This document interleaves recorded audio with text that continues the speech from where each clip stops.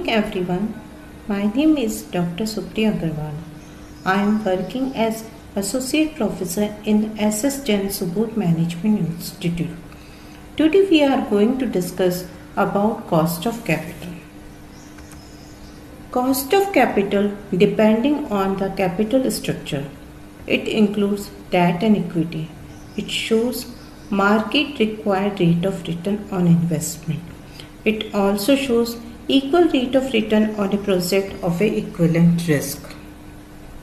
It is known as rate of return, cut-off rate, inflation rate, hurdle rate, etc. The expected rate of return must be exceed which they can earn by making investment elsewhere. Every organization or every concern has to pay certain amount of money on the sources of capital which they have obtained. It is minimum rate of return which every organization must to pay the cost of their sources.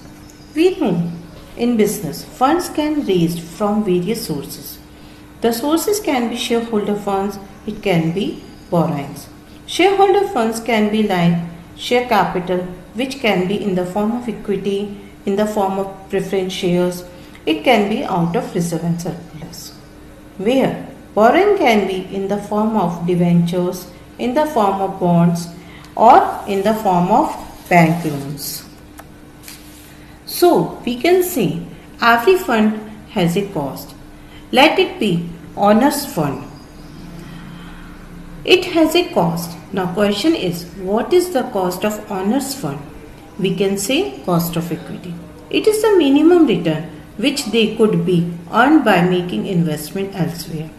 If somebody invests in the equity shares, they are expecting minimum return which they can earn by making investment elsewhere. If we borrow funds from outsiders, those funds also have a cost. It is known as borrowing cost. It is in the form of interest. Now, what is debt?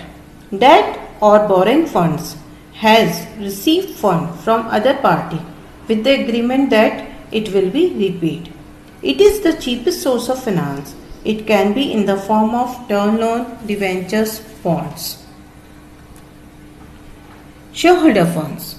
Shareholder funds is the amount that shows how the company has been financed with the help of equity share and preference share. It is the sum of issue share capital, retained earning and any other reserves. The dividend is to be paid to the shareholders as a return on their investment. The dividend on equity shares is neither fixed nor periodic, whereas preference share enjoy fixed return on their investment, but they are also irregular in nature.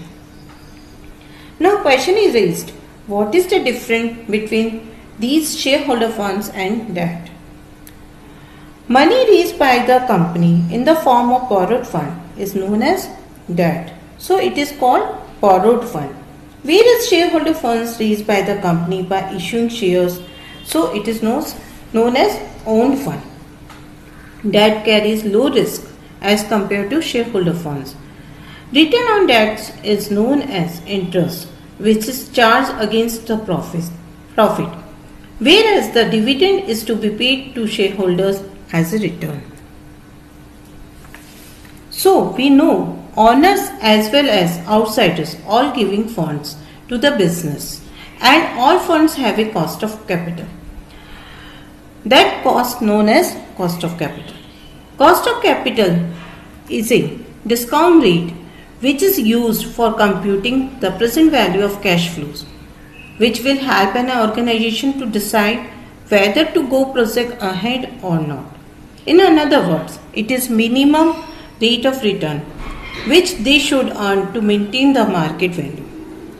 It is also called as an opportunity cost, the return that can be earned by the making same level of investment at same level of risk. It is represented by small k. There are various factors that can affect the cost of capital like demand and supply of capital, expected rate of inflation, various risks and debt equity ratio.